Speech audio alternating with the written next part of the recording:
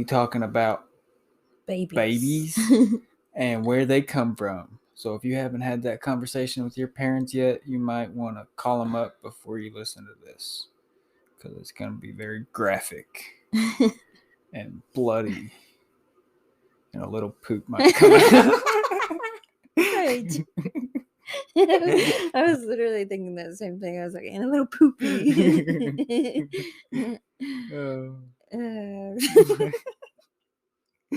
We decided to do it because we had a shitty experience with our second born. The home birth child, Ariel, is our third child. The home birth child. Yes.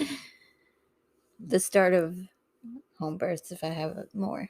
But that's not on the agenda yet. But it's not on the agenda.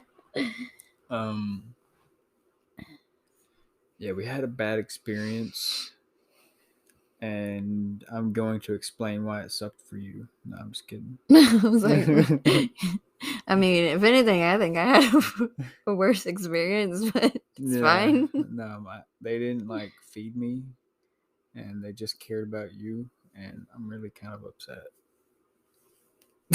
You didn't want their hospital food too. Kidding. You remember that? Yeah. You're like, I don't want any of this shit. Yeah, it wasn't good looking.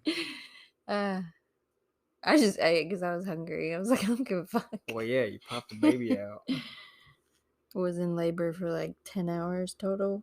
Yeah. It wasn't that bad. I mean, it is funny because like I remember the way that it happened with Leo.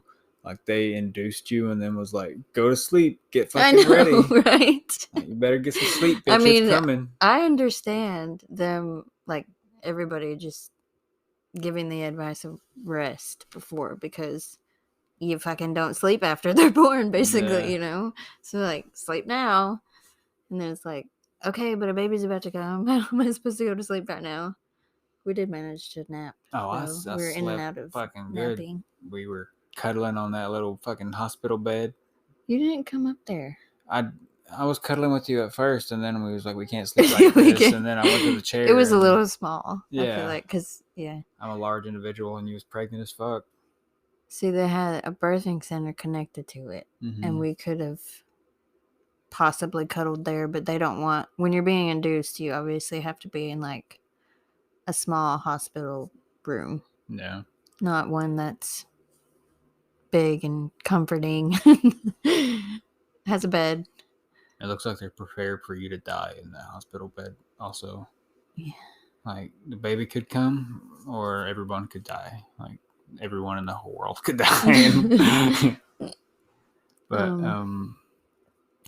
it was very hectic. That was the main feeling I got because Leo was our first child together. My second. Yeah. So you already had experienced it somewhat, but this was my first time, and it felt very hectic the whole time. Like as soon as we woke up, it was like fucking showtime. It was like they didn't let us stretch or nothing. It just kind of felt like fucking, here you go, buddy. And mainly because there were so many people coming in and out.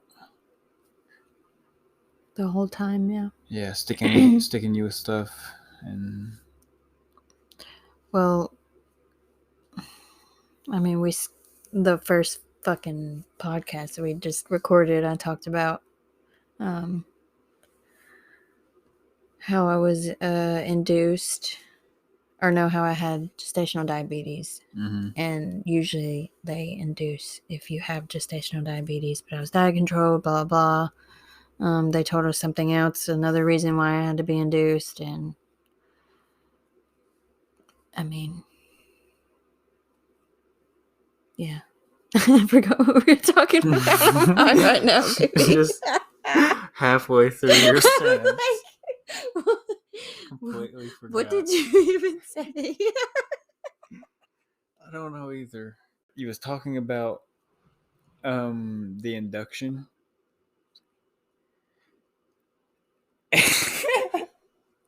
Baby. Okay. We had to take a little break because we fucking went off track a little bit. We lost our shit. Okay. So, I guess we were just talking about Leo being induced. Leo was induced, basically, and it sucked. And I told Dustin that I was having a home birth the next Gotta get time. my shit together. I'm sorry. I think I hear a baby. I'd be surprised if not. We're laughing our fucking dicks off. No, don't stop it. Okay. After the birth of Leo, we decided to have a home birth. Well, I did. I was like, Dustin, third baby, I'm having a home birth, so you gotta give me a home. To birth in. Yeah. And eventually you said okay, because you didn't have a great experience either, I guess. Yeah. It was more so we need a fucking house anyways. So I mean, the place we were living. Oh wait, when I made the decision, the next one would be a home birth. We weren't staying anywhere yet. Yeah, that's what it was. Okay. But then we had gotten a place where we had talked to a couple people like that would do the home birth, but there weren't many around where we are. Mm-hmm. So I went with the closest one. Yeah. Just didn't vibe. A midwife home birth. Yeah, home birth, midwife, whatever. Why is you saying the words in a different order? Because a midwife home birth, that makes no sense. You birthed a midwife. That's what I'm saying. Like... Manifest destiny. Shut up. Oh my god. So we just didn't vibe very well with her. And we eventually decided to move back to the address you heard before. And our home state. Yeah, and we are closer to family. Here now. What the fuck was that? Like, I hope you could have heard that. I don't know what noise that was. What the heck, Robin? That is our cat, and she just had a seizure or something. I don't know. She probably has a hairball. Yeah, got some of her fucking ass hair hanging out of her mouth. Yeah. But when we moved back, I'm just steering the ship at this point. It's okay, baby. I'll butt in when I want to. Okay. You already kind of knew somebody, but was just... I was dead set on doing it alone. Basically, like me and you and one of my friends. Who was also going to do the same thing. Who also, she was going to, and she was 2 months ahead of me. So she had her baby in November, and we had Ariel in January. But skipping ahead a little bit, it was really fucking funny that her baby was there. Oh my god, her baby was breastfeeding as she was putting pressure on my lower back. Yeah. I'm not even kidding. Yeah, like that baby was, like you said, 2 months old, and she was just chilling while you were fucking... The whole thing was happening. Yeah, and she did a great job, surprisingly. The baby, or... Well, just in both, I guess. Everybody. I mean, we can talk about that later, but I was talking specifically about the baby. She didn't really cry or freak out when you were going through it. Oh yeah. She was just pretty chill the whole time, and that was... This is normal. Yeah, it was pretty helpful. She was like, "That's how I got here. I remember." And then our daughter was born. It was pretty wild, but let's back up a little bit, and we'll talk about that more later. So,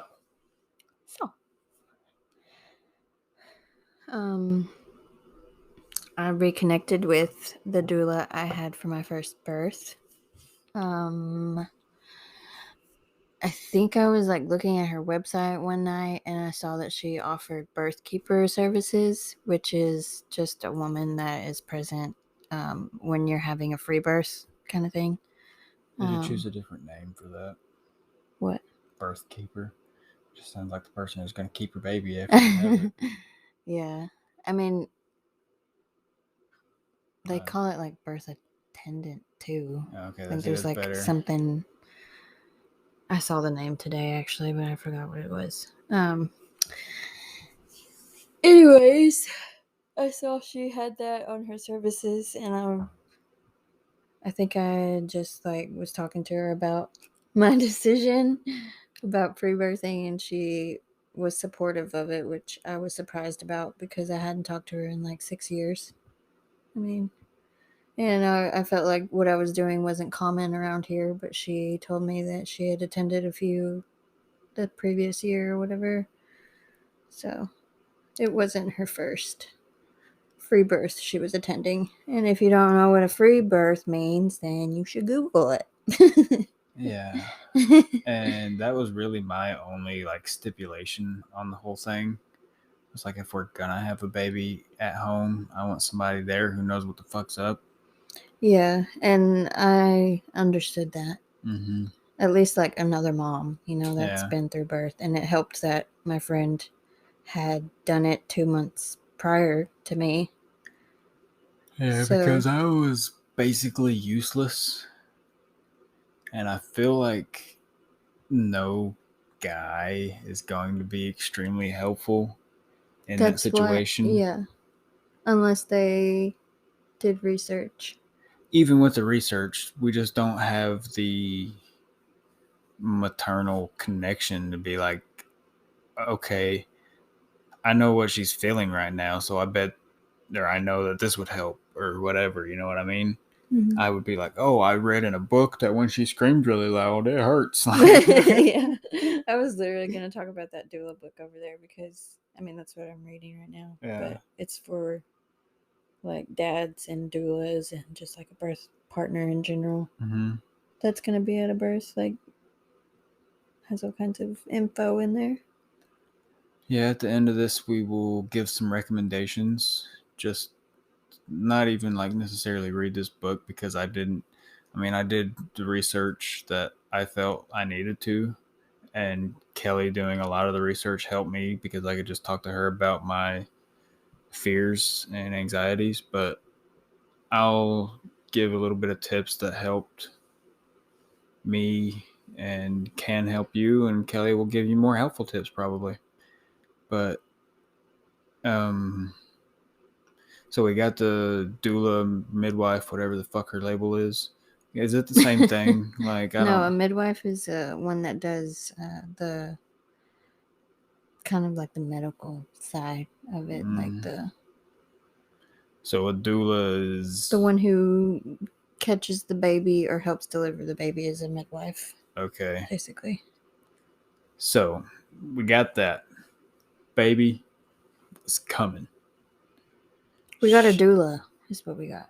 Yeah, okay, we got a doula. Yeah, just emotional and there's that Bert from earlier. Physical and educational support for families and pregnant women. It sucked because I can't remember what I said in this one and what I said in the last one because I'm like wanting to say stuff and then I'm like, I might have already said that and I don't want to repeat myself. I would tell you if you've said it already. Okay, but yeah, you were saying we got a doula for the birth. And she was late, which is fine. She not doesn't so much live late, that close anyways. But through the amount of time that we gave her with the distance that it was, it was just like... I had a fast labor. Yeah. It started at 1 a.m. and then I had her at 8 a.m. So I feel like saying that she's late just kind of like discredits her when it wasn't really her full fault that she was late. You know what I mean? Like it was just really far away, like an hour away. And like you said, it was fast. It happened pretty fucking quick. Yeah, I'd say about 6 a.m, which is when I was messaging her was when contractions started getting more intense, and by the time they're getting to that point, you don't really feel like texting. Yeah. So Lacey, my friend, was I'm sure she wouldn't care if I used her name in here, Whatever. But she was the one that was communicating in the group chat. So, yeah, I remember having signs of early labor before, like a few days before she came. I TMI, but I had like diarrhea and had gas and stuff. And I thought that, I was cramping a little too, and I thought that was when she was coming. It's like a day before. And then the next night, her actual due date. Yeah, her actual due date. It was like 1 a.m, and the contraction started, and I knew that it was the real thing because it just feels different. I don't know how to explain it. You can just tell. I mean, if you've had babies, you can just tell. But I remember I got up. Y'all were still sleeping. I'll say I don't remember when you told me. I remember. I think I told you at like 3 a.m. Maybe, I don't know. Because I came in here I didn't wake you up yet. I came in here and was like doing the laundry a little bit and listening to music, kind of getting in the zone. I was like, I'm about to have this baby at home. Like, I need to be comfortable. Doing house chores before you have your baby, Yeah, I was just trying to keep myself distracted. Yeah. And not focus on it and freak out. Yeah. It's understandable. Which the day before, when I thought it was starting, which was just early signs, I was mentally freaking out. But when it was actually happening, I wasn't. It was weird. Had the adrenaline pumping through your body, and you was like, I mean, adrenaline does a lot. It can do a lot for your mind and your body. So I wouldn't say that's the full reason, but I bet it helped. Yeah. Just get you in the zone and get your body prepared. And I was listening to my little meditation music in here. Sitting in here fucking om. I was sitting on the floor, like, kind of going in circles and stuff. I don't know. In a trance. Yeah. Baby trance. And I think it was around 6 when we had called your sister to see if she would watch Leo. Well, no, she had already planned on watching Leo. We just had to tell her when. Yeah, we just had to let her know, hey, the fucking show's on. Come get the fucking... And she had to take her daughter to school that morning. So we had to wait until about almost 8 till she came. Yeah, because that was about right. And then my friend showed up around that time. Hold on, I want you to fucking... Okay. You're going too far ahead, because I just want to say, like, during that whole time, you're having, like, what is it? It's not active labor. You wasn't having active labor yet. You were just before it, right? It's early labor. Yeah. So, like, you were fucking in the trenches, and you were just sitting there fucking taking the hits like a champ. Like, you had no medicine. You didn't pop a Tylenol, and... I had intended to take CBD, but I was not thinking about it at all at the time. But you were sitting there not, like, screaming out in pain, and, like, you were just very focused. Yeah. And just, like, through the whole thing, you had your fucking composure somehow. Like, you kept yourself together for the most part. You had help through mostly your friend, but a lot of it was you being like, this is what I got to do right now. Like, yeah. I couldn't go back. I didn't really have anywhere picked out that we would deliver her. I mean, in the event of it being an emergency, I would have went to Lebanon probably, but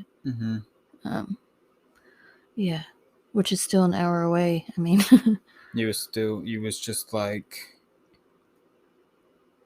I don't know. I mean, even with Leo, it's just impressive watching someone you love do something as difficult as having a baby, because it's like, holy shit, you're tough. Like, I can punch you in the arm barely and you might cry, but like you can push a whole ass person out of you. Yeah. And just sound like a fucking warrior, just ah. I don't remember if I made any noises with Leo. Like, did I yell or anything? I can't remember. Yeah, you yelled a couple times, but it was more. I feel like I was like grunting, pushing, like. Ugh. It was different with Ariel because you wasn't so much yelling until like she was like boom, like she was out. Mm-hmm. Because as soon as you got to that point, it was just okay. So while I was before my sister had picked up Leo, I was focused on him, and you were in the bedroom just handling it yourself. And I want you to kind of explain what was happening during that time, because I can't really give any info on it. Yeah, because you were dealing with Leo most of that time.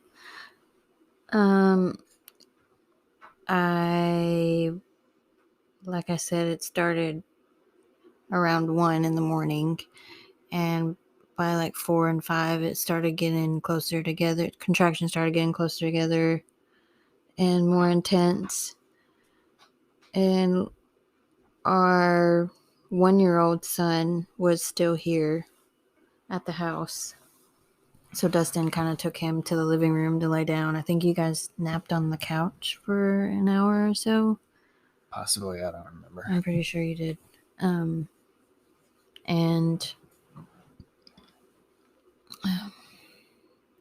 I laid in the bedroom. I was kind of texting, but I was getting irritated about the fact that I had to text while I was doing that. Like, I didn't want to be doing that. And I mean, it's definitely a distraction. It's like, yeah, I mean, it took away from what I was trying to focus on. But I remember around close to 7, I was getting to the point of like, I wanted you in there cuddling me in the bed. Yeah. And we were still waiting for your sister to pick up Leo, so you didn't come in there yet because he had no idea what was going on. It was early. He was sleepy. He was grumpy. So he was like following you everywhere and wanting you to hold him and stuff. I was trying to distract him to the best of my ability to try and like pop in there and help you, but he is very much a daddy's boy. He followed. I'm pretty sure he follows you everywhere. Yeah. Basically. But when there was a point when I wanted to get off the bed and just sit on, like, chill on the side of the bed, and that's when Lacia showed up, and she saw me there and was just like putting pressure on my back, and then her baby needed her, so she came over with the baby. It was breastfeeding. I was still doing the counter pressure on my hips, and that was nice. It really does help. But then, okay, so counter pressure is you're feeling so much pressure coming from the inside of your body that then when somebody puts pressure on certain points, it can relieve some of the pressure. Is that right? It's like down here. Okay, they can't see where you're pointing at, though. Oh, I'm showing you. Yeah. But for the people who are listening, it is... I mean, like, there's just so much pain in the lower part of your back. So if she's, like, pushing up against it, my hips, and pushing them, like, up, kind of, it kind of relieves a lot of the pressure from the inside, I guess. Yeah. Yeah. I don't know how bodies work, but, I mean, it helped you, so... Yeah. And when you finally did come in there... I would say by that point, that's when I was walking in. You were walking in as soon as she was starting the bathtub, or she started afterwards. She had gotten you. I helped get you up. My water broke. Let's back up a little bit. My water broke before you came in there. I was sitting on the floor beside the bed, and my water broke, and I took off my dress that I was wearing because, I mean, it was soaked at the bottom. And she was like, fucking Dustin, get in here. It's time to go. Yeah, and pretty much when we were filling up the bathtub, I stood by you like through maybe 2 contractions. Mm-hmm. Or maybe it was 1. I don't remember.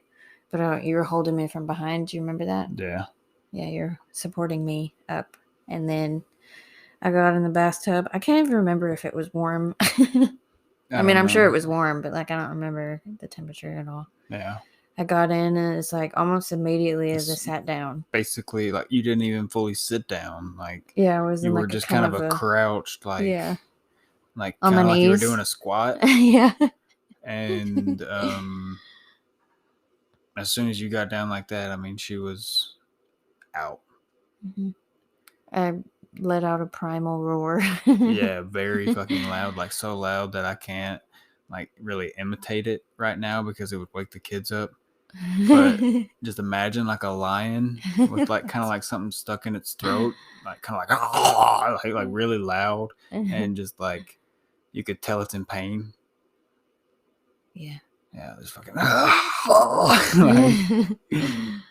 like if it would have been prolonged, I probably would have been like, we need to get her an exorcist so my baby doesn't come out like a devil baby. I'm just kidding. But yeah, that's the point to where you're like, as a male, as me just watching, I'm like, fuck, that's impressive, because not only did you just pop a baby out, you caught her, unwrapped a cord from around her, and held her up so fast that I didn't even notice she had the umbilical cord wrapped around her. Like, if it was at the hospital, that would have been a whole thing. They would have been like, oh, the cord's wrapped around, and they would have been like, stop, don't put her out all the way. Like, she's like halfway out, and they're like trying to unwrap it and everything, but you're just fucking like, I couldn't even see the cord around her neck until she came out all the way. Like when her head popped out, I didn't even like see it. Mm-hmm. But she came out, and where you said that she had the cord wrapped around her, I was kind of worried because she looked blue. Which they usually do when they come out. Yeah, but like she was breathing, obviously. Like she had no obvious signs of not being okay. But I just feel like, okay, if you're a new, like, soon-to-be dad and you've never experienced anything like birth before, I think it is in your best interest to at least watch one video.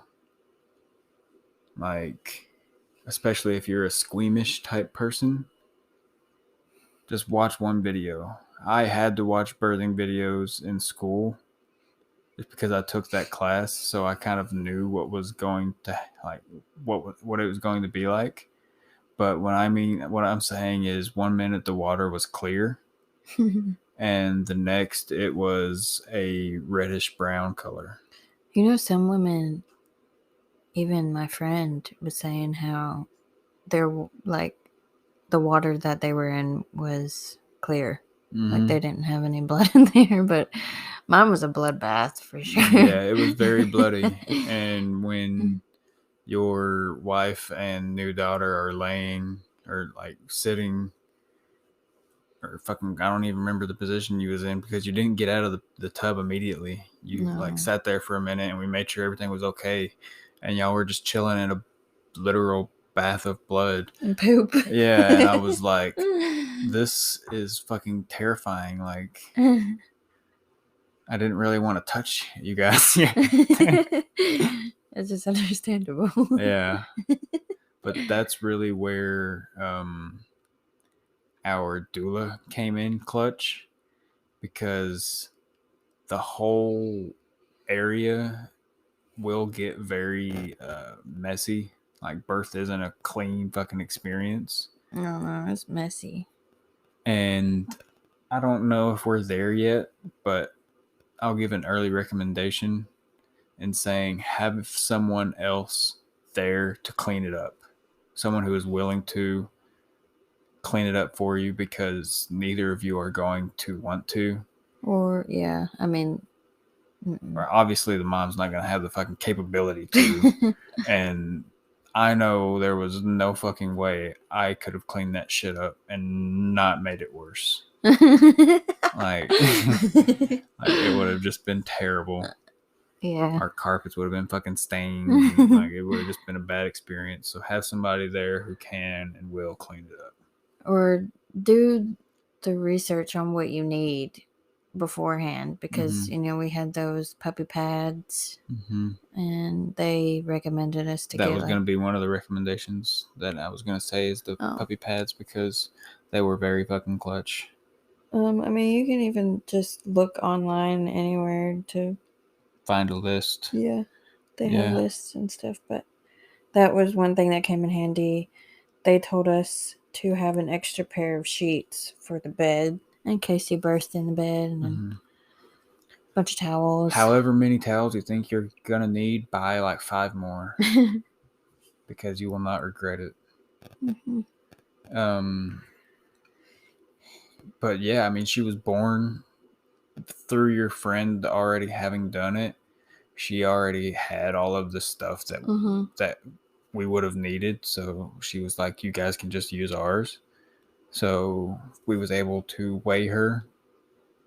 As soon as she was born, she weighed 8 pounds and 12 ounces. And we measured her. I don't remember. 8 pounds, 1.2 ounces. 0.12. Yeah, 1.2. It wasn't 8 pounds, 12 ounces. So that would be like... Wait. Was it 12? Yeah, it was 8.12. I don't know. I was thinking 1.2. That's 81 pounds.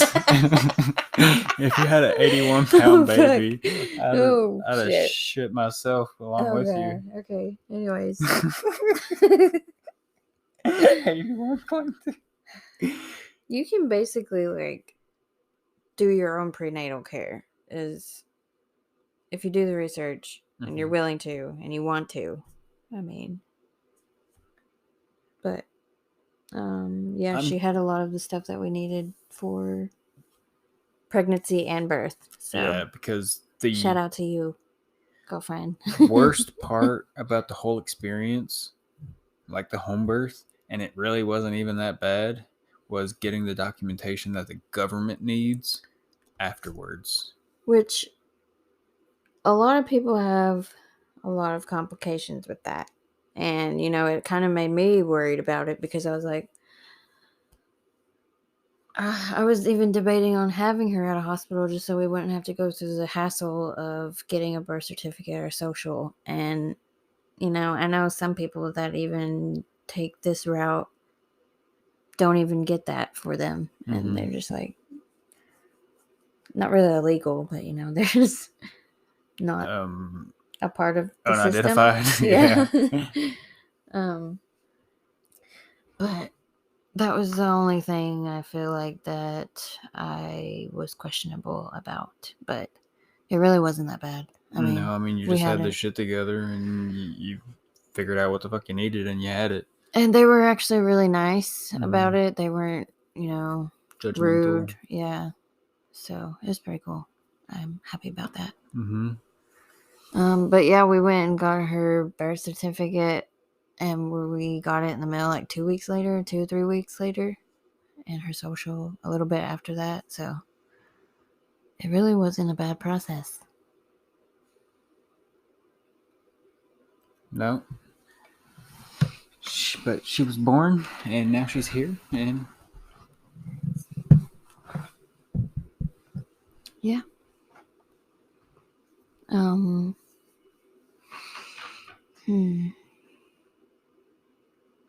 I feel like this pregnancy, well, all of them really helped me to become more aware of my body and my intuition and myself in general. But especially the home birth, free birth, natural birth route, I feel like it really helps you become more in tune with yourself. And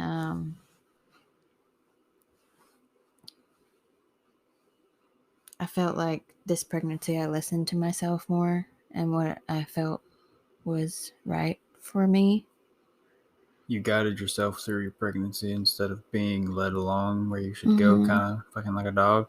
Yeah, because that's how I felt with the home birth midwife that we had tried to hire. I didn't get the right vibe from her, so I didn't. When you have a baby in a hospital like thing, they'll be like, you need to take this stuff, and then the next time you come back, they check your blood and they're like, hey, why ain't you taking this stuff? And it's like, because it makes me feel funny, bitch, or whatever, you know. Like, it's just what are you meaning? And like if they say to fucking, you're low on B12 or whatever, and they're like, you need to take these supplements, and then the next time you come back, you're still low on B12. They're like, why the fuck are you not taking your medicine? You know, just little stuff like that. And while they're just doing it because they want the best outcome to happen, and B12 was a bad example, but I'm just saying like something along those lines, because I don't know fucking medicines, but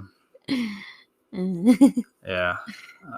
Since I said B12, it just discredited my whole fucking argument, but fuck it, I don't care anymore. I think if you are contemplating it and you just don't really fuck with hospitals, like if you're a person who you get sick and the first thing you do is call your doctor, then you're not going to do this shit. You're going to have a baby in the hospital, and that's fine. That's what you want to do.